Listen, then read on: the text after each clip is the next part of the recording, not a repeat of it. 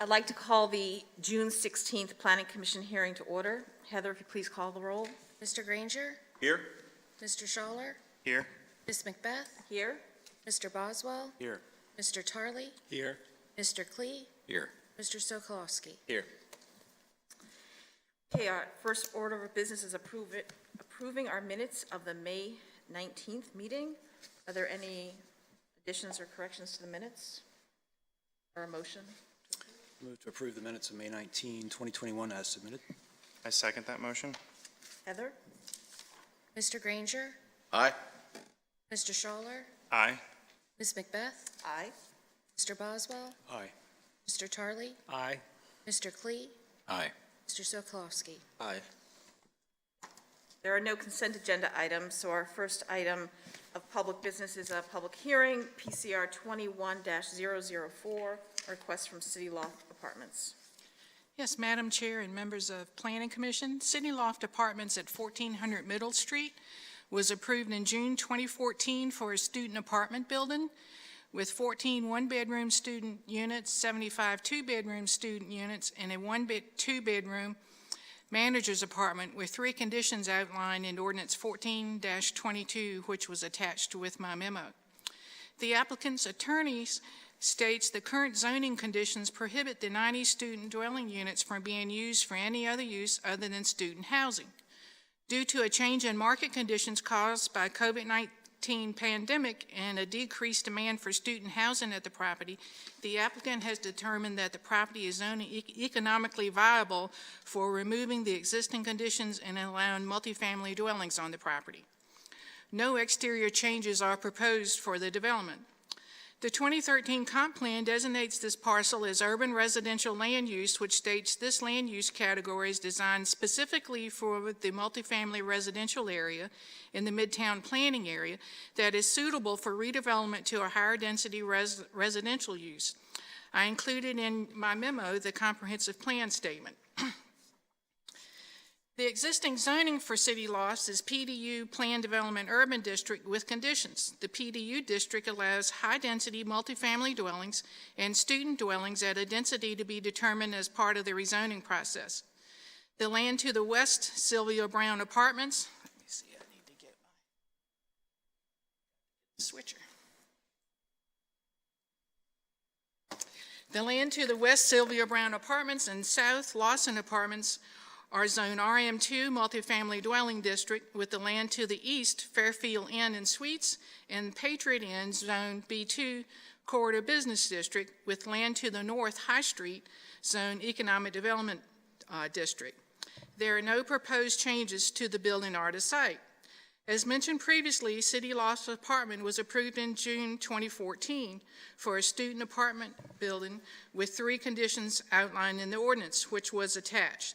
The applicant's proposal to allow multifamily dwellings on the property is permitted in the PDU district of the zoning ordinance. The use of it as an apartment complex would be in harmony with the adjacent land uses. A maintenance plan, as previously approved, was required for student design dwellings. Staff recommends that Planning Commission recommend to City Council approval of proposed ordinance number 21-06 to rezone 1400 Middle Street to PDU, removing the conditions placed on the property in Ordinance 14-22B. The applicant's attorney is here if you have any questions of them, and I'll be happy to answer any questions you may have. Does anyone have any questions, Carolyn? Madam Chair, I for the record, will recuse myself from any discussion or determination on this particular request. I had some questions, Carolyn.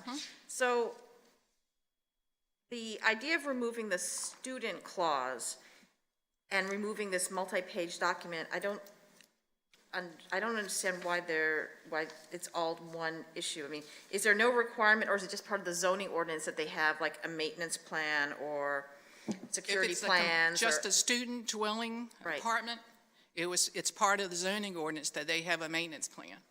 So because it was approved originally as a student dwelling units, they had to provide a maintenance plan, which was approved as part of the rezoning.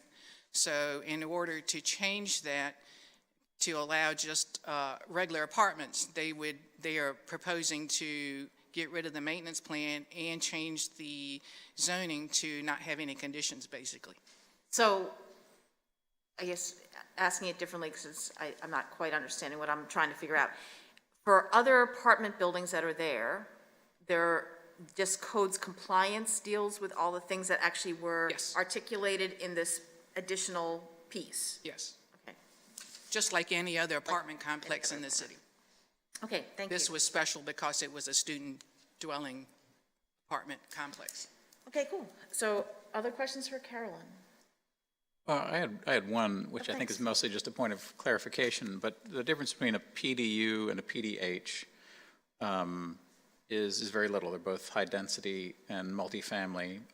But with a PDH, we have a cap of how many we allow in the city. And I guess what I'd just like to hear is, how is this now PDU, which is a conversion of a hotel essentially to residential units, how is this different from a PDH, for which we do have some additional restrictions in terms of the number of them that we allow across the city? Well, I think part of the difference in this and the PDH is if you see that area in orange on the map, that was approved as part of the comprehensive plan update to look at Planned Development Urban District. So in that district, they would have to come in with a development plan and get approval for that in that area for the orange. So that was specifically outlined in the comp plan as the Midtown area, that was a good area to allow more density and more apartment-type complexes. The PDH, I think, was basically a conversion of hotel units to affordable units, and you're supposed to look at the closeness to bikes, transit, those types of things. What is it on a major entrance corridor? And it's only allowed in the B2 district. Yeah. Richmond Road has a different zoning classification. You got B2 there, but this bottom portion down here, the sort of orangey red color, is the Midtown area, which is a different business classification. But I think basically the main difference is the PDH was for a limited number of hotel units to be converted to affordable units. I think the max is 150 with two hotel units being changed to apartments. So the way I looked at this was in a hotel use that changed back when it was previously approved to apartments. So I'm looking at it now as mainly apartments. It's already apartments. It's built inside as apartments. And what the applicant, I think, is requesting is just to take those conditions off and being able to rent it to anyone other than just students. Yeah, okay. I want to make sure we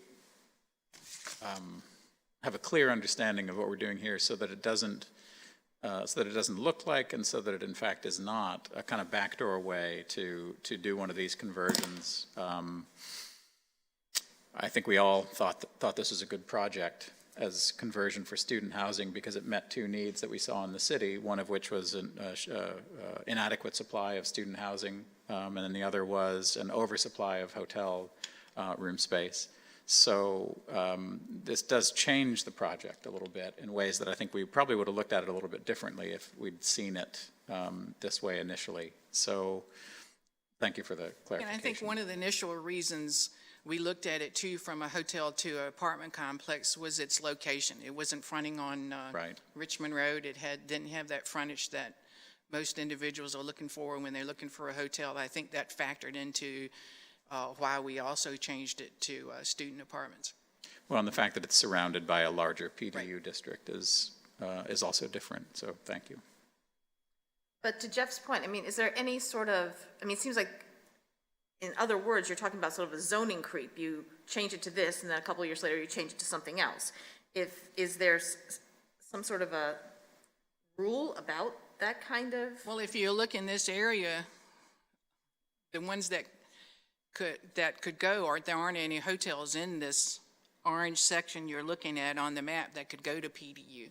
this was the only property, and the only reason this is shown as urban residential and went to PDU is because we targeted this area as an area for higher density and for apartments, with the hope also that any of the existing apartment complexes in the area, if they wanted to redevelop, or it'd be an opportunity for them to have more density. Right. Okay. Okay, any other comments for Carol, questions for Carolyn? Okay, so this is a public hearing. We'll open up the public hearing if the applicant would like to come forward first. State your name. Good afternoon, Madam Chair, members of the Commission. For the record, my name is Tyler Rose. I'm an attorney at the law firm Williams Mullen. My business address is 222 Central Park Avenue, Suite 1700, Virginia Beach, Virginia. I'm here today on behalf of the applicant, City Lofts LLC, and joining me today in support of the application and to answer any questions that I can't is Ms. Alethea Parker and Mr. Miles Waldrop, who are with Artcraft Management, the property management company managing the property. First, I'd like to thank planning staff for their hard work on this application and for the recommendation of approval. The staff report was comprehensive, and I'll try not to be duplicative in my remarks.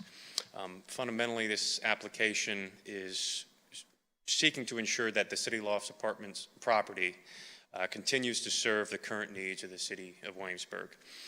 The City Lofts Apartments property is located at 1400 Middle Street and is used exclusively as student housing for the College of William and Mary due to the current conditional zoning on the property. As further stated in the staff report, the property is currently zoned Planned Development Urban District with 3 conditions to designate each of the 90 dwelling units as student dwellings.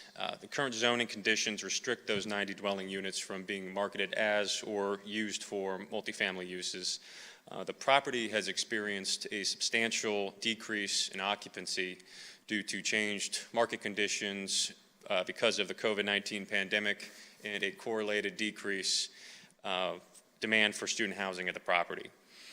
Removing the current conditions on the property and making those 90 dwelling units available for multifamily use will allow the property to better serve the needs of the Williamsburg community and ensure the property remains economically viable in the future. As indicated in the staff report, the current PDU district zoning allows for high-density multifamily dwellings by right. The applicant will operate the property in accordance with the multifamily use requirements imposed by the Zoning Ordinance, and the property currently contains sufficient parking to accommodate that change to the multifamily use. Additionally, as stated in the presentation, the building structure and footprint on the property will remain unchanged as a result of this rezoning. Furthermore, the rezoning is consistent with comprehensive plan's goals of promoting housing variety and affordability in the city of Williamsburg and the future land use maps reservation of the property for urban residential use. So in conclusion, we believe that this is a good application that will ensure the City Lofts Apartments property can adjust to changing market conditions again, and continue to serve the needs of the surrounding community in the best way possible. So therefore, we would respectfully request the commission vote to recommend approval of the application PCR 21004. Thank you for your time and consideration, and I'll stand by for any questions. Have any questions of the applicant? How many units do you anticipate being in the building? I believe they're going to keep the current footprint of 90. There's currently 90 units. I believe it was 118 hotel rooms converted to 94 rooms with a mix of 1 to 2 bedroom units, and then it was further adjusted to 90 units, and I believe they're going to keep that 90 unit footprint. I don't think there's any major plans for modifying the interior at this time. So there'll be one-room efficiencies for the most part? Correct. I don't believe the density would change really at all. And so codes compliance will ensure that each one has sufficient kitchen and sufficient bathing facilities and light and air and everything that's needed for a proper apartment? Yes, sir. Okay. I had another question. First off, thank you so much for being here today. And I just wanted to clarify. So you mentioned that there was a decrease in demand due to the COVID-19 pandemic. Is there any indication that that demand will continue, that trend will continue even when William and Mary is expected to go back to normal in the fall. Yeah, and I'm happy to defer to Alethea and Miles on kind of further elaboration. But the real concern that the COVID pandemic has made clear is that there are certain margins that the building needs to have to maintain, its current, required profitability. And then also there are international students who also rent the property who, given the COVID restrictions around the world, there are some limitations on being able to project out exactly what that demand is going to look like. So even if COVID restrictions ease in terms of CDC guidelines or state guidelines in terms of comfortability for students or the ability to even come to the property, the hope is just to have an ability to be flexible and fill in those gaps with multifamily uses when needed to make sure that the property is running at maximum occupancy and efficiencies. But any elaboration, I'm happy to defer to Alethea and Miles on that. Yeah, thank you. Thank you for your question. Thank you. So this is a public hearing. If anyone else would like to come forward and speak on this application? No. Okay, not seeing anyone, then I'll close the public hearing. Is there any discussion or a motion? I was simply going to say that I see, we know as well as anyone, any group that there are additional, there's a lot more competition for the number of students coming online now and in the next few years. I would think that would be a factor as well as far as the viability of this particular property as exclusively student rentals. Oh, right. I mean, the new properties that are coming online for this coming school year that are, the differences in distance are laughable, half a mile, but half a mile makes a big deal to folks when they're on foot or on bicycle. So things that are half a mile closer to school just have that advantage. Yeah. I think the demand for one-room efficiencies and such is really important that we meet. We've got a lot of people in our community who are trying to find a way to live here and work here, and I think that this is a good fit for our community. I have no idea what the pricing is going to be, but I'm sure that supply and demand will kind of even that out. But we've got to have a place for people to live in our community who are going to work in our community and some of the service level jobs. So I think it's a good fit. Yeah, I think if I have a concern about this, I remember how carefully we've looked at other kinds of projects like this, conversions of hotels to apartments, and we looked carefully at floor plans. We saw architect's drawings in a number of cases.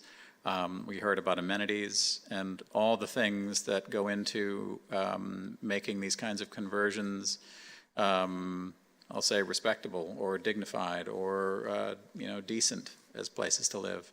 So we haven't seen any of that here, and we didn't have quite the same concerns as we didn't with the Days Inn about what it would be for student housing, because that's a short-term thing rather than potentially a very long-term arrangement.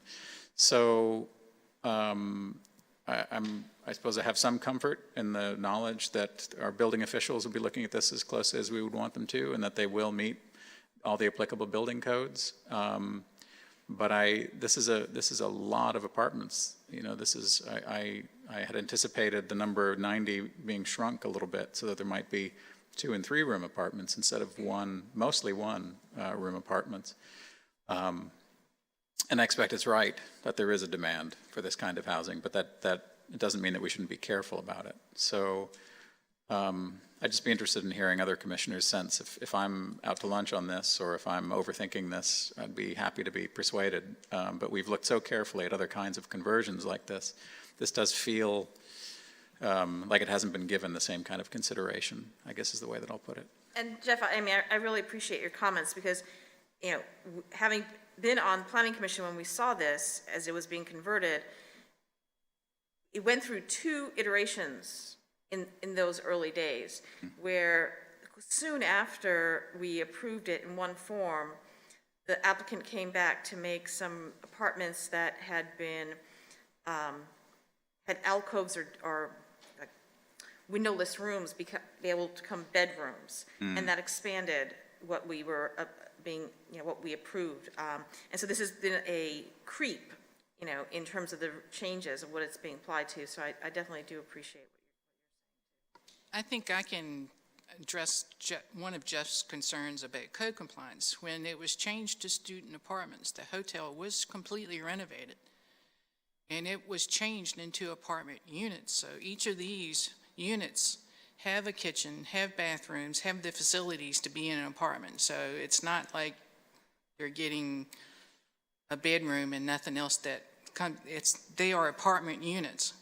Some might be efficiency, some might be one bedroom, some might be two bedrooms, but they all have their bathrooms and eating and cooking facilities, and it was totally renovated from that approval, from top to bottom, and all the amenities, the swimming pool, the other things that are there with the student apartment part, I believe the applicant is going to maintain with the conversion to multifamily apartments if it's approved by the city. So, but code compliance has been through the whole building from top to bottom on total renovation into apartment units. And permits were issued for all of those. Sorry, Carolyn.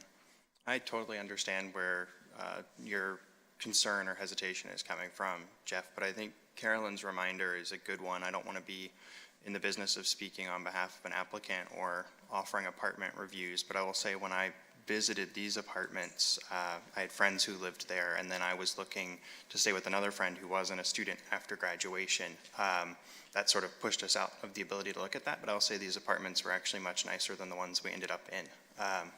If that says anything about the quality of the materials and sort of the amenities, as well as the fact that these are, as Carolyn described, they've been converted into full apartments. You get a hint or a taste that you're still in a hotel setting, and that's what it was, right? But they were nicer than a lot of the apartments that are actually on the market right now that are at what I would call affordable. I know we can and have debated what affordable means, but I'll leave it at that. No, that's really helpful. Thanks. I would have the sense that for it to have been approved for student apartments, it had to meet a higher threshold than the everyday apartments. And so that threshold was already a little bit higher. And now that it's being open to the general population, if you will, that a lot of the amenities are already there, but the maintenance plan just falls to the codes compliance inspectors, but the layout and such is already sufficient and exceeded what perhaps we might be looking at for just traditional general population. So I think the threshold was higher then than it is now, and now it's going to be a good solid 1 and 2 bedroom apartment complex. Well, not 1 and 2 bedroom, 1 and 2 room, right? Just so everybody's clear, right? Record, I may have misunderstood the question when I was. Sure. I believe I misunderstood your question when you asked about the 1 to 2 bedrooms. It's actually, so there are 14 one-bedroom student apartments and then 75 two-bedroom apartments. Two room, not two bedroom. Two-bedroom apartments. So how many rooms are in a 2-bedroom apartment? Oh, how many spaces? Yeah, so they'll have the full kitchen, bath, 2 bedrooms. I don't know if there's a bathroom for each unit. It's just a shared bathroom. So, but it's 2 bedrooms. So I misunderstood the 1 unit efficiency, so I apologize for that. I just wanted to make sure that we had it correct. The record was correct on that point. Okay, thank you. Sorry about that. Thank you. Well, this is all helpful. It would have been, I would have found it useful to have some of this information in the packet, so we didn't have to rely on eyewitness accounts. But it is helpful. Thanks. Okay, is there further discussion on this item? Is there a motion? I'll move that we recommend approval of PCR 21-004 as submitted. Second that motion. Heather? Mr. Granger, Aye. Mr. Schaller, Aye. Ms. Macbeth, Aye. Mr. Boswell, Aye. Mr. Tarley, I abstain. Mr. Klee, Aye. Mr. Sokolowski. Aye. Thank you. So our next item of business is PCR 21-005, the 2021 Comprehensive Plan. Carolyn?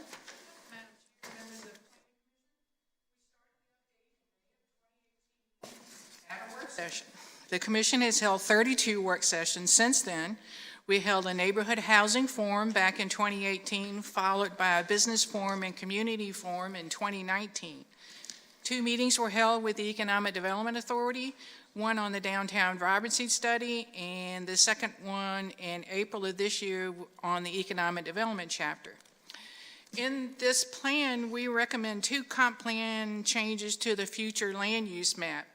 The first one is for 530 Mill Neck Road with a recommendation to go from office to low-density single-family detached dwellings.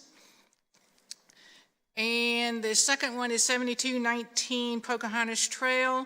That's from Colonial Williamsburg support to conservation areas for the property the American Battlefield Trust bought from the Colonial Williamsburg Foundation. I would note for the commission that letters were mailed to both of these property owners informing them of these proposed changes, and I haven't heard from either one. With that, I have no further comments.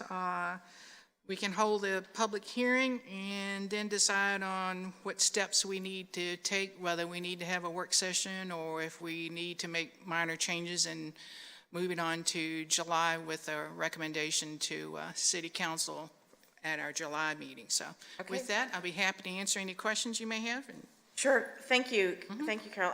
And I appreciate the fact that since we've had some 30-odd work sessions and sometimes parts of these meetings that we're not actually going through a diatribe of the 15 chapters. But before we open this up to a public hearing, are there any comments by the commission?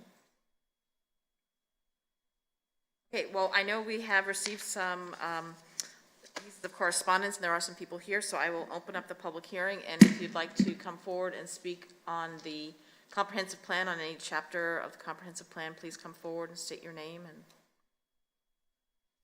your address.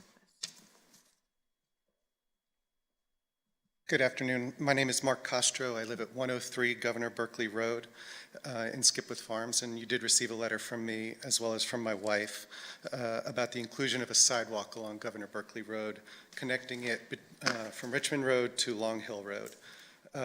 Skipwith Farms is a small community, primarily single-family homes, though there's a small cluster of townhouses at the end of Governor Berkeley as well, near Richmond Road.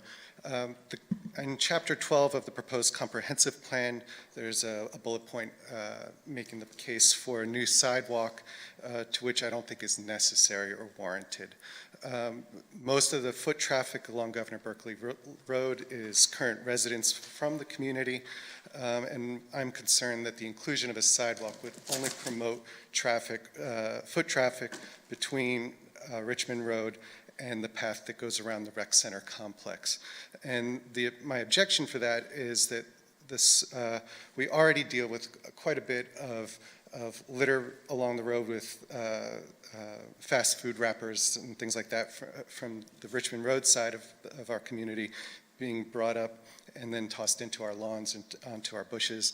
There's also a fair amount of irregular topography along Governor Berkeley Road, so I'm not exactly sure how the installation of a sidewalk would happen without causing significant disruption or re-landscaping to our properties. It would bring the people who are walking along Governor Berkeley even closer to our homes. Our homes are already fairly close to the street.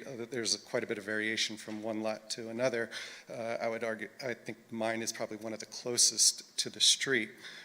So we're not interested as homeowners to having that much more foot traffic literally walking by our bedroom window.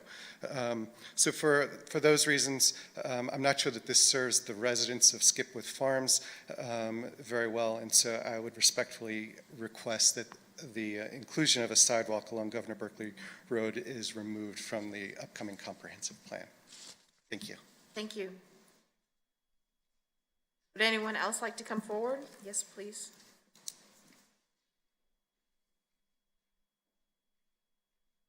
Good afternoon. Mike Johnson, 107 Governor Berkeley Road. I'm also here to say I would not like to see the sidewalk put in. I don't think it's necessary. It wasn't solicited for sure by us, but we already have a wide road there. It basically accommodates two-way traffic as well as roadside parking. The speed limit's 25 miles an hour. We've had speed humps installed. We have a signage now saying no through traffic for vehicles. And it's even an enhanced speeding zone. So if you speed through there, you're going to get a bigger ticket yet. So I don't think they're necessary for pedestrian use. I also think it will have negative effects on the residents there. If you install the sidewalk where the roadbed is now, we're going to lose that parking. And we have small lots. The lots are about a third of an acre on average. So I'd hate to lose that roadside parking. And if you build them into our lots, we're already at a third of an acre. We're going to lose that much more. So I don't think that's a unreasonable thing to ask for is to not put those in. I was also concerned that we weren't contacted about this. I never saw anything other than until one of our neighbors pointed it out to us. And so I think you would have heard from more people than you've heard from already if there had been a little bit more outreach. So in closing, I don't want to see it. And I concur with my neighbor. Thank you very much. Thank you. Would anyone else like to come forward and speak on the comprehensive plan?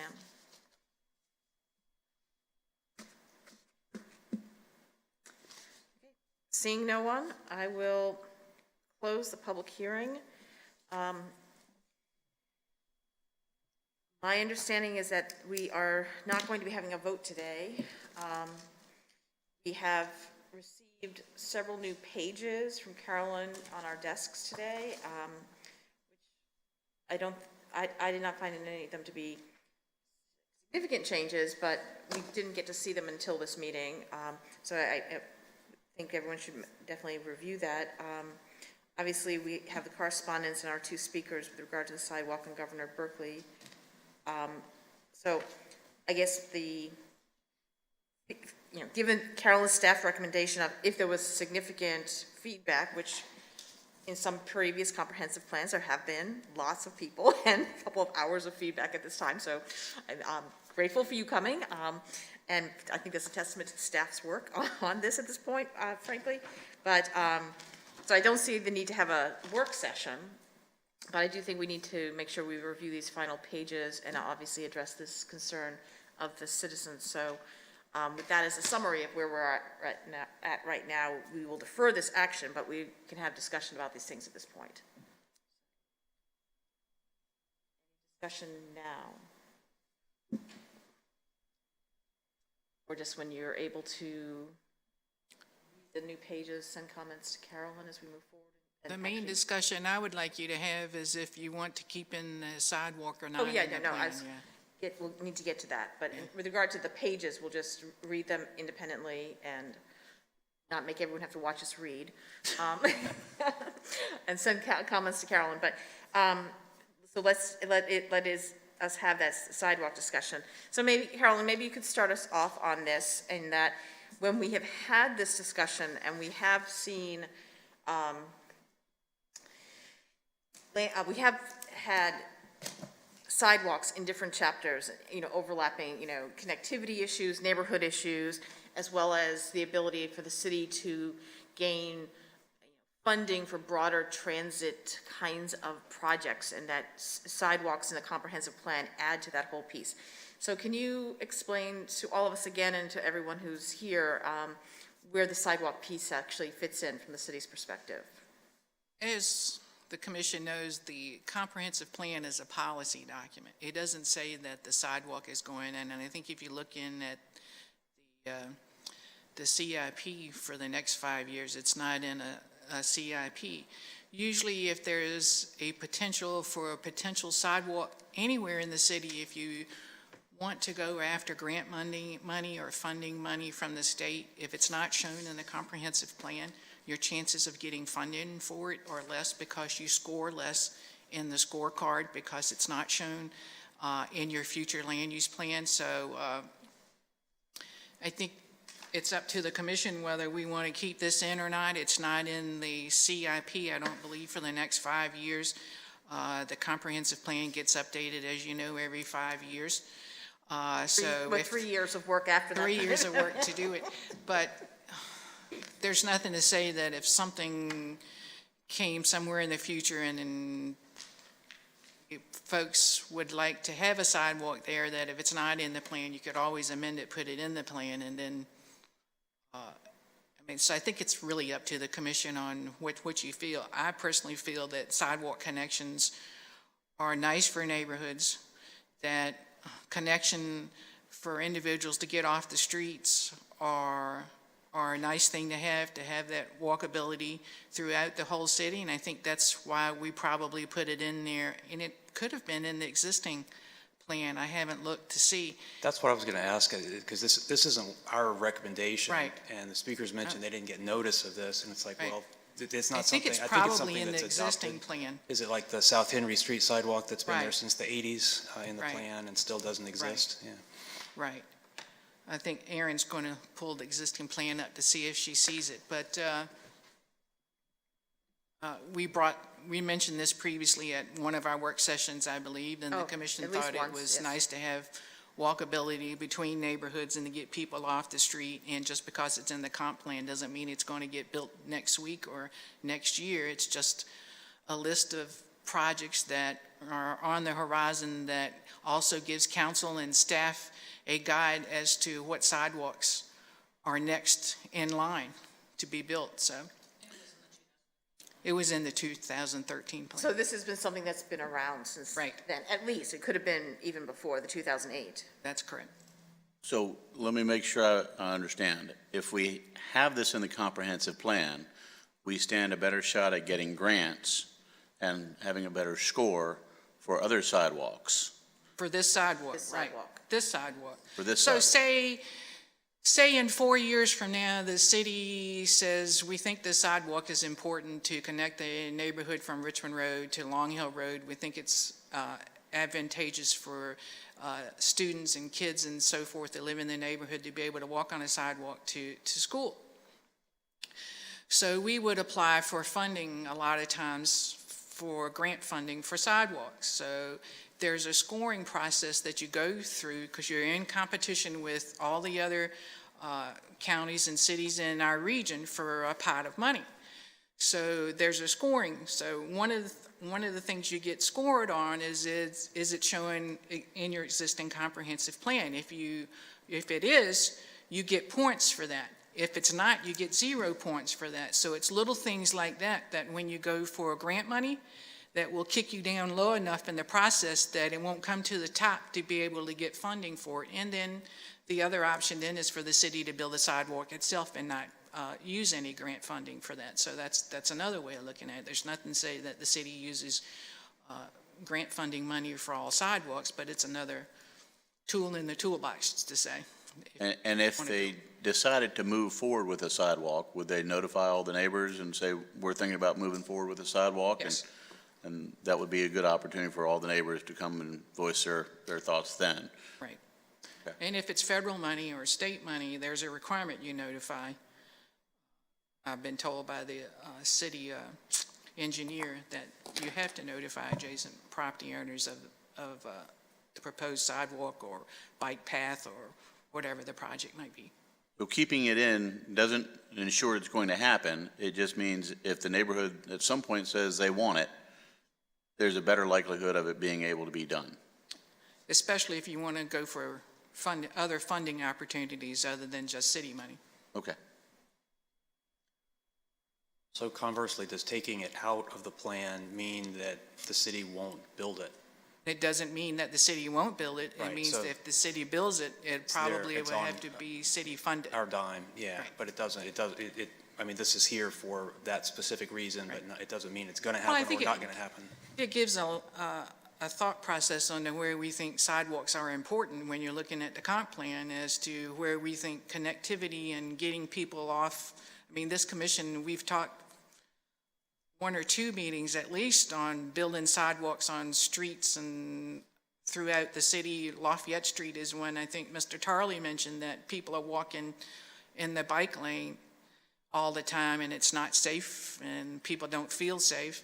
Another one, I've got a concern on John Tyler Lane recently, that there's bike lanes there, but there aren't sidewalks there, and that if they walk in the bike lane, the bikers have a tendency to brush close to them, and they Bark get at them. upset. And so, I think we've made a conscious decision, staff and planning commission, to try to look at areas that are lacking sidewalks and try to provide sidewalks. And, one of the requirements now in our ordinances is that if you build a new subdivision, you're required to do sidewalks for that very reason. And there are sidewalks on Richmond Road, and there are sidewalks on Long Hill in the multi-use path. right. I mean, my sense is my vague recollection of the 2008 and then the 2013 is that during that comprehensive plan, is that during that period of time is when that multi-use path on Long Hill and around the rec center and around, right? I mean, parts of it is outside our jurisdiction, but when that was really developed out.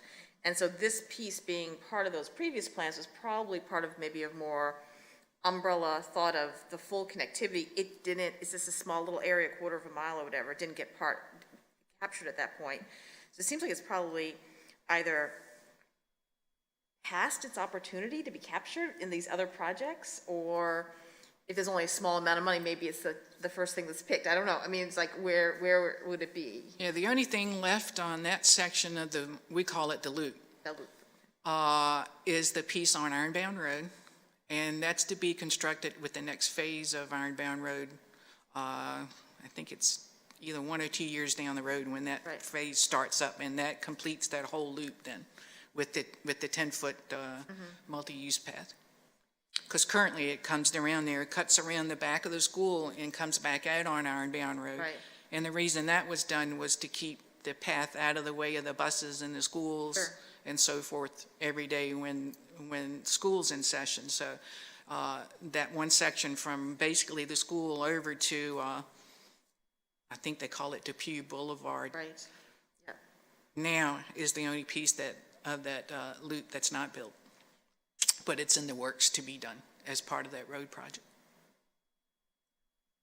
I do think it's worth just considering for a minute that, all the feedback we've gotten about this sidewalk, other than what we all kind of have presumed and what I had presumed before, getting some of this feedback, is that this sidewalk isn't desired by the people who presumably would be affected by it most and use it most.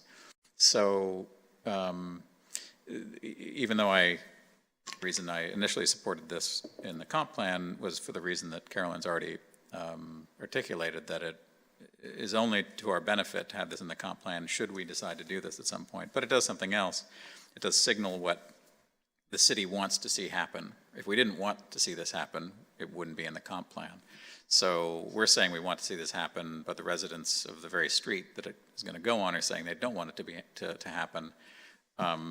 It would be one thing maybe if there were a debate, if there were a lively disagreement among the community, but at least what we've heard is that this is not in fact desired on the grounds of relatively small front yards and some littering and maybe some unwanted traffic, some unwanted foot traffic going through people's front yards. So I'm sympathetic to that, and as we think about this, this is a slow-moving process. Should the dynamic in the neighborhood change, we're going to be doing the next comprehensive plan at this rate in another 3 years, as we've already joked, but it'll be relatively soon.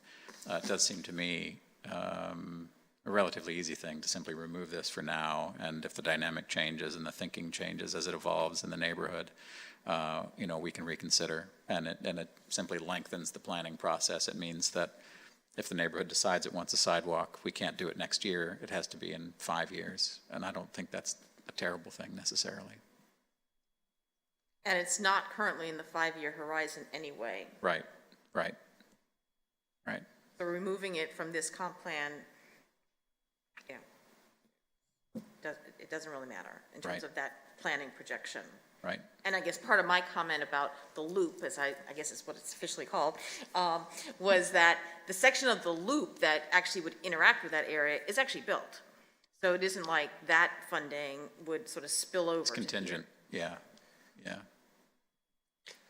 I understand the concerns, but a strong city is a walkable city that has safe sidewalks for people to walk. And so I think it signals that this is the kind of pedestrian access that we seek to have, regardless of whether it's going to be done in 3 years, 5 years, or never. So if the idea is that we want to have a walkable city, but a safe city for pedestrians, walking in the street is not really an option. As someone who walks and runs on those streets, the ones that don't have sidewalks, you know, you have distracted drivers, people who don't know where they're going, and I feel a heck of a lot safer on a sidewalk than on a street. And I think that's the aspirational goal we should have and should keep it in there rather than have to remember this 3 to 5 years down the road to put it back in. I think I'd like to back up Mr. Tarley's point there that the signal is also larger than just what we want to see in one community, but also what we want to see throughout the city, and it strengthens our perspective on having a walkable city and having these sidewalks available. And as Mr. Granger clarified earlier, you know, if this improvement is to be moved forward on, which it doesn't look like it will be in the next 5 years, the neighborhood will then have the opportunity to bring up their concerns there. And perhaps, like, let's say a sidewalk does, like a project is moving forward, there could always be adjustments to be made, whether there's also like trash cans installed as well to help with the littering problems or other workarounds with those concerns, which could be brought up if that project is ever brought forward. But I think right now having it in there helps signal that there is a need for better sidewalk improvements and that there are certain connections in Williamsburg that we're keeping an eye on. Yeah, I think that's a really good point, that not only is there this mechanism that you point out to address these concerns in a more appropriate and proper way than we can do in the comp plan, but it's hard to speak about connectivity and walkability and then pull a project that we've now just established has been on the books since 2013 as at least one we want to see go through this process of discussion and sort of potential debate even with the neighborhood. So for that, I'm hesitant to take it out. I think it's really hard to have a section of the land use plan or the comprehensive plan, excuse me, that talks intimately about connectivity and then, well, except for this one spot, we think we might not want connectivity, so let's completely drop it altogether. I think it's a hard sell for me. I'm going to sound conflicted here because I am. I lived in Skipwith for the first 7 years of my life, and I remember riding my bike around there and pulling my wagon and such. And Skipwith as a neighborhood was very walkable and friendly to me then. And there was sort of an island feel that we weren't supposed to go out on Lafayette Street, and we weren't supposed to go out to the 7-Eleven on Richmond Road. But it was its own little island, if you will. And what strikes me in the comments from the citizens in Skipwith is they're reluctant to see it become a bridge between Richmond Road and Lafayette, and it become a corridor for pedestrian traffic for people who don't necessarily live in their neighborhood. It's inviting people to walk through their front yards just as a means of egress. And so I completely respect and understand that, because most people don't want strangers walking through their front yard. And so facilitating things that do that is troublesome. And I wonder if we would say, well, we should put sidewalks throughout all of Skipwith because we think it needs to be more walkable. And so I'm conflicted. I agree with Jeff, and I agree with everybody up here. And I have a sense that we desperately want a walkable community. And in many ways, I feel like Skipwith is already a walkable community for the residents who live in Skipwith. And creating an invitation for people who don't live in Skipwith to use it as a cut-through may not be what the residents are really looking for. I tend to follow Mr. Granger. I mean, the connectivity thing, the walkability thing, that's very important as a city policy, as a goal, and we have a lot of, we have a lot of work to do in that, as all these bullet points show. But we have a nice neighborhood, and that's a policy too, that we want livable neighborhoods. We want neighborhoods where people want to be, and where the neighbors, you know, feel comfortable. If they feel comfortable walking in the street, as you say. I mean, I know in my neighborhood in Holly Hills, we have sidewalks, but everybody walks down the street because it's safe and comfortable to do so. And if somebody came and said, well, we're going to put more sidewalks in, you know, this room would be full. So I tend to side with Mr. Granger that a city policy should not override. Well, we've got one city policy about walkability. We've got another city policy about robust neighborhoods. And I think those are in conflict. And I think we've got the people from the neighborhood that say, we don't want this in our neighborhood. So I tend to respect that rather than, you know, some general city policy that we're already fulfilling, you know, in many other, well, that we can't even fulfill because we don't have the money, you know, because this has been around for so many years. But we've got all these others that we are, you know, working on as fast as we can afford it. So I would really respect the neighbors and protect the integrity of what they see as their neighborhood and their community, rather than overriding that with, you know, a general city policy. And to speak to that point, I think that's a pretty valid point. And the residents of the neighborhood should absolutely have kind of this say over what they want to see happen there, and that the sidewalk improvement could lead to making it a corridor. And these concerns are completely valid. I am just a little bit hesitant, as of right now at least, to just taking it out. I mean, we have heard from 2 residents today, and thank you guys for coming. But I'm hesitant to just, you know, think that that's the one perspective that the entire neighborhood has. And it could be totally true that that entire neighborhood has that viewpoint, in which case I would probably reconsider what I'm saying now. But I would like to see at least a little bit more debate, or see, or maybe clarify with the neighborhood. I'm not sure what that timeline would look like, or if that's even. And so I'm trying to study my pages as we're talking, given, which is always difficult. So in trying to put this together, I was really trying to find, and maybe, Carolyn, maybe you know this idea of connectivity that we all really like, and we want to have sidewalks on roads that we know are going to be hugely expensive, but they're thoroughfares in the town.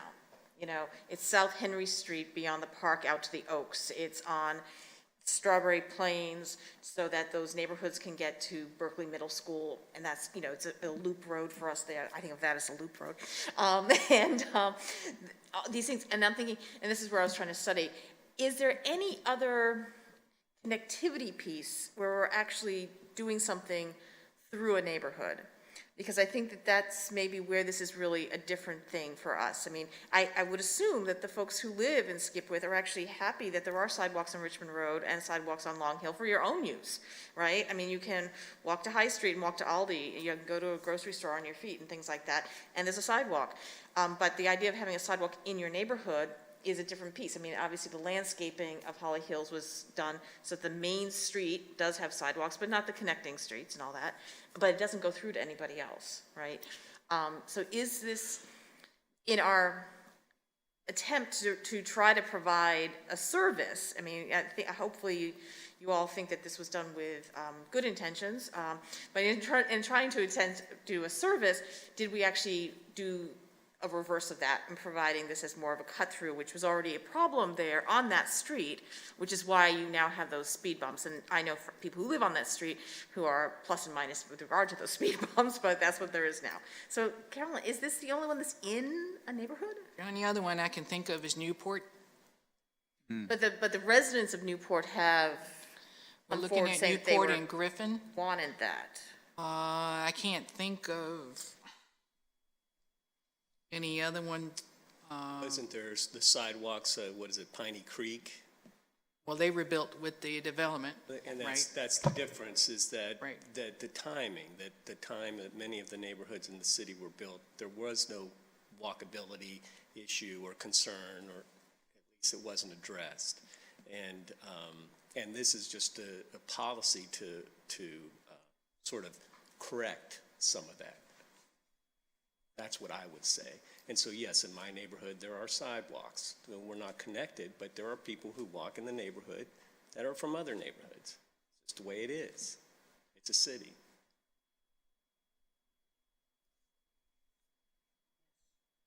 This is more of a general clarification. Yeah, please, Connor. Are we voting on this today? No, we're not voting Okay, on this. What okay. we need to do All right, so there will is still come to, be- we need to come to enough consensus to give Carolyn direction so that next time we can vote on this. And if we can come to enough consensus, then we don't have to have a work session. I see. So this, we have a couple of other things on our agenda that are, I think, perfunctory. So, we've been discussing this for about 20 minutes according to my watch of my clock that's over here. Do we have a consensus? If we don't, we can. I think some of us disagree with ourselves on this. Is there a way we can be less, we've done this at other points along and other stops along this journey towards the comp plan where we've kind of softened our language a bit, and I'm wondering if this is another chance for some meaningful wordsmithing that communicates, yes, we've heard from a handful of residents, and as everyone else has reiterated, whatever. I'm reiterating the fact that we really appreciate your presence here, and we're not trying to devalue your opinions by suggesting that we want to hear from more of the neighbors. But that's what I feel like we're not at the point of making an actual decision about the sidewalk. I just think it's important when we're speaking of connectivity to consider this a site that we would like to have a long-term discussion about, and there's a process for that. But if we can communicate this either above, before we get to all of these individual sidewalks that we're calling out, or even because we've now heard from residents explicitly in this bullet, soften our language and, investigate the, whatever, explore, and, sort of, maybe not those words. We've got lawyers that can help us refine that, speak a little bit, but that's my thought. So these, when you see it in print, and I know exactly how you feel, because there were other things in the plan that I saw, and I kind of was like, oh my goodness, and then they said, well, it's not going to happen in your lifetime, so don't worry about it. But how, all of these things, all of these improvements, it says major improvements include, but it's really major improvements being considered include, isn't it? I mean, these are just ones that are under consideration, none of these have not been approved, these have not. For the most part, they're, some of them are in the CIP, most of them are not. Is that right, Carolyn? Oh, yeah. So I wonder about the signal to the neighbors. This is not, there's not bulldozers coming tomorrow, but these are things that are being considered, not things that have been decided. And the opportunity for debate, excuse me, I'm sorry. The opportunity for debate, which is really important, and getting the rest of the neighborhood in, should come at the point when somebody says, okay, we want to put this in the CIP. Let's get the neighbors to come in and talk about it, as opposed to, contractors are going to start going out there tomorrow when they see this. We know that's not going to happen, but it's the signal that we're giving to the neighborhood. That we are considering that, but if 75% of the folks come in and say we don't want this, then I don't think the city's going to go forward with it. But it's the language, the signaling that language, as Mr. Shaw said. Excuse me, Mr. Tarley. I didn't mean to interrupt you, I'm sorry. I agree, the comments of Mr. Schaller, that there can be some wordsmithing in that particular page. What it reads is that not included are minor infill areas that may exist in individual neighborhoods. These improvements will be implemented both by the city through its capital improvement program and new developments adjoining these facilities. Major improvements include, and for this particular bullet point, it says new sidewalks along Governor Berkeley between Richmond Road will improve pedestrian connections. So there could be, I think, some clarification, as you mentioned, in that opening paragraph, perhaps, indicating that these are areas in which there have been noted a lack of sidewalks that may be investigated for future improvements. Something along those lines. Sorry, but I would also really like to maybe see the language changed, and I think there could also be room for incorporating even some of the arguments we've heard today, or just like another statement talking about special considerations that could be made, including unwanted foot traffic through, or small streets or limited parking. I think there's a way to include some of those points that were brought up today, either up there in that top paragraph or even just specific to the Governor Berkeley road section, since those are the residents that we've heard from.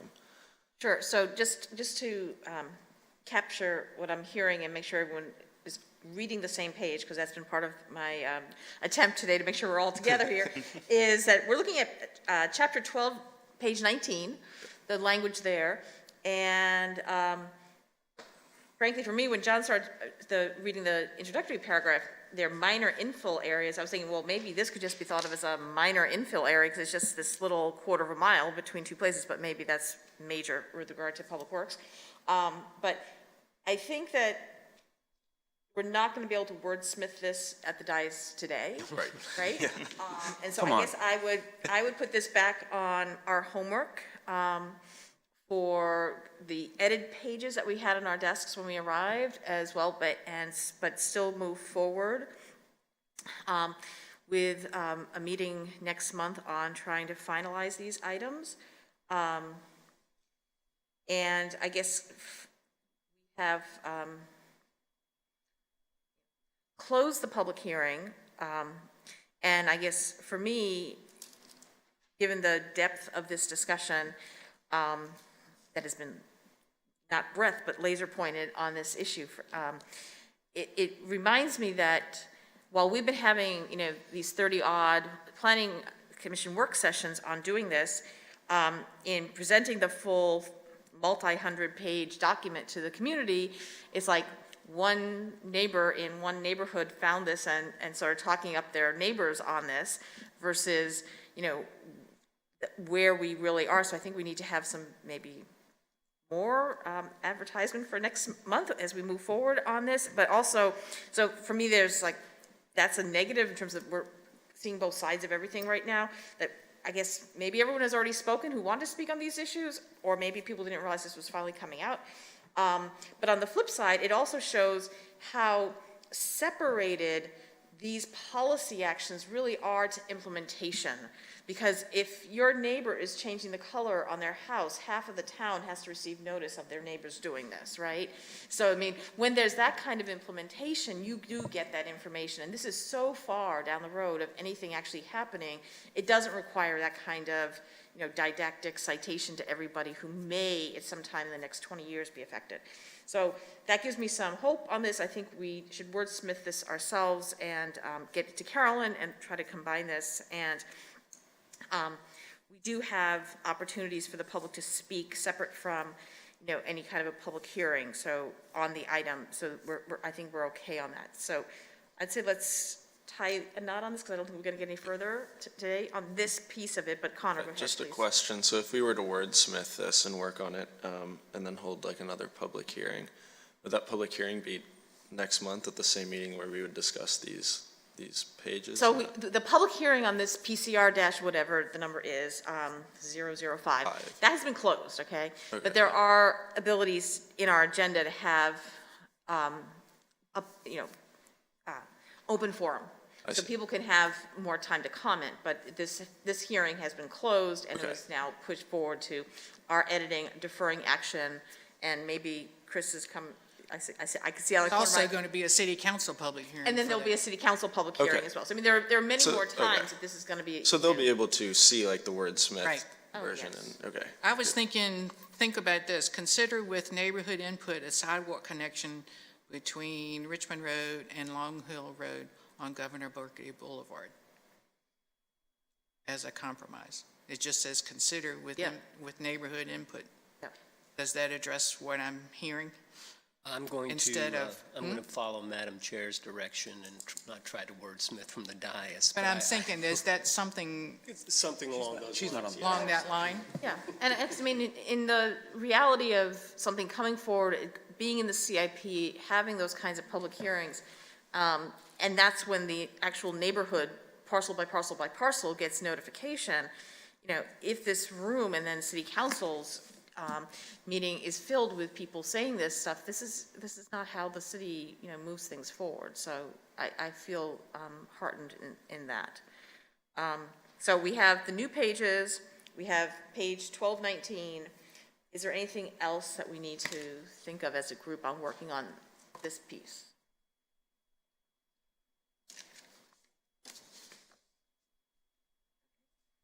Okay, well then so this is Chris, I will defer this public hearing, or this piece. I table it? We'll be back on the agenda next month. We'll be for back on the action. agenda next month, thank you. Okay, so we do have more business to cover today, but the next item on our agenda is an open forum. So if anybody who is here would like to come forward and speak to any item that's in front of us now or in the future, please come forward and state your business at this time. Sure, please come forward. My name is Stuart Hughes, 103 Williamsburg Avenue, as well as property on Tyler Street, and talking about maintaining community identity, i.e. the Colonial Extension. There is underground swell that is mentioned, I believe, on page 21, 22. The development of the Spotswood Golf Course into housing. And it's been as many as 177 units been brought up. And you only have two ways in and out, South England Street, and you want to extend Tyler Street down into the golf course and have a loop, from what I understand. So you're looking at egress problems. People living already in the Colonial Extension, dealing with the traffic. We had no parking was allowed on South England Street from Francis Street down to the end of South England, and I brought it to everybody's attention that you cannot have parking on both sides. So on the west side of South England, it was finally eliminated, as well as the intersection of South England and Newport. They cleared that so the buses could make the turn in the loop from South England onto Newport and make their loop. By throwing numbers together, you had over close to 1 million individuals utilizing that turn.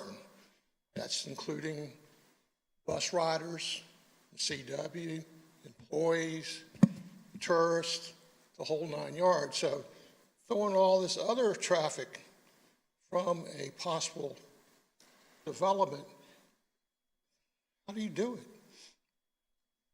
The road is 34 feet wide, and they want to attach new roads to the old road. That neighborhood is, what, 1906 was when it was developed. It was developed by the city leaders who bought the property. So you got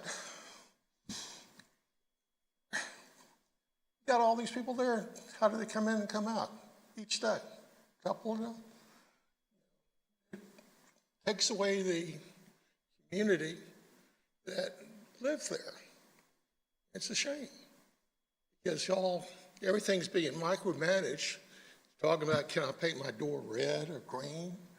All of a sudden, you got hundreds of thousands of people traveling up and down your street throughout the year. It just doesn't fit with trying to maintain the atmosphere that you're trying to portray as Williamsburg. It's tough. And unfortunately, I've been seeing too much change. Okay, thank you for your time. Thank you. Would anyone else like to come forward and speak at the open forum?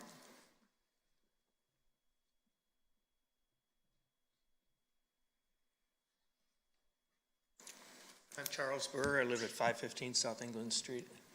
I really didn't come here to speak, but I'm as concerned as he is about the development. If you put 177 homes, that means 2 cars for everyone. It's another 350 cars a day, multiple trips on those roads. South England Street's the smallest street.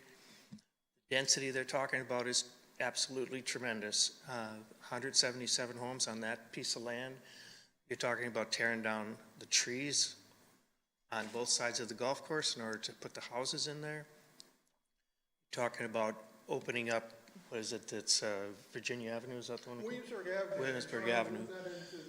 And go into the golf course. They're gonna have to fill all that land. So they'll have multiple access points with cul-de-sacs. And for what? Ruining the whole character of that region. In the golf world today, many of the major golf courses in the United States, some of the top 10, have new 9-hole golf courses that are for, they're a par 3 course so that older people and younger people can play, or people who are workers play at 9 holes and not spend 5 hours on the golf course. That's the trend in the industry, and here we are tearing it down. I just find it hard to believe that Colonial Williamsburg has gone along with it, although money speaks a lot. If you take 177 homes and charge $300,000 or $400,000 a lot, that's a lot of money. And that's what this is about. I think the character of our community should be more concerned about it. And so much of this has happened without anybody knowing. Rumors are flying around that it's already a done deal. The course has been sold. It's just going to happen. This is the last season for this golf course. And it just seems like it's being railroaded in and there's no way to stop it. Plus, there's no real information that we can put our hands around. All we hear is this neighbor heard that, this neighbor heard that, but there's no drawings for us to get a hold of or at least get our hands around. It's like it's all in secret for us who live in the community, and many of us have been there a long time. So that's all I have to say. Thank you. All I can say is I haven't seen any plans either. I haven't seen any plans either, so it hasn't come, at least in front of the commission as a whole. It may have already come in front of some of the There's no plan submitted to the Yep. planning staff either. So there are no plans for us to show individuals. And I knew if things were available that I would have seen something, but I mean, I have been on the planning commission for a long time, and I have known this has been an issue, not in the past 8 years, but even 10, 15 years ago, that this has come up periodically, that this might be developed, but I have not seen any plans. Yes, you may come back, please. I mentioned one other thing, because the reason I stood up to speak was that you were trying to maintain the integrity of the neighborhoods in our area, in the city of Williamsburg, and not being able to do this. This has been shown by one of the vice presidents from CW to some of the local in-the-know people, and Carolyn has said that it hasn't been presented to her. You've got all these things going on, but, when do you speak? Because you're doing this comprehensive public hearing on maintaining your neighborhoods, which is, and this is one neighborhood that's always been under the microscope. So, thank you again. I would just note that if plans are submitted, the public would see the green signs and so forth go up, and we send out the typical notices to adjacent property owners. I mean, there are developers who come through the city all the time, and in my 30 years of being here, and say I'm going to do this or do that, and you never see anything that comes to development I've seen plans. So. plans come through, And get approval and not we've get gotten built. approved that plans Right. die on the vine. I mean, they never actually move forward. But staff does not have any plans that are submitted at this time. It's fair to say that there could be discussions being had, but Yes, none that because have we been don't own the formally property. presented to the city. That's correct, because we don't own the property. The property is owned by the Colonial Williamsburg Foundation. Thank you both for your comments. Appreciate them. Okay, that will conclude our open forum. We have no site plans or subdivisions. We have no plans in front of us here. We do have some unfinished business. We last month looked at changing the PC bylaws, the Planning Commission bylaws, to allow for electronic participation in accordance with Section 2-34 of the Williamsburg Code. This allows us to call in if we are away or not able to be here in person. We still have to have a quorum here in person. I mean, obviously, if we revert back to Zoom meetings, that's a different emergency structure. But it allows us, if we're out of town on business or something like that, and we can spare the hour to phone in, we can still participate if need be. So we talked about this last time. It's not a public hearing. We have a memo. It's been perfected by Carolyn and Chris with regard to the code and whatnot. Is there a desire to have any discussion or a motion to approve the change to our bylaws? I move to approve the change of bylaws as submitted. I second that. Heather? Aye. Aye. Aye. Aye. Aye. Aye. Aye. Okay, thank you. I personally plan to start having normal business for me again and potentially can use that option myself. Okay, so there is no new business, nothing other, anyone wants to bring forward that I see. Okay, we have our regular information items. We do have a public hearing scheduled for next month with regard to a moratorium on the new certificates of occupancy for an increase in residential occupancy in single-family dwellings. And if there's nothing else, and obviously the Planning Commission, the comprehensive plan will come back in front of us as well. But otherwise, we are adjourned. Thank you.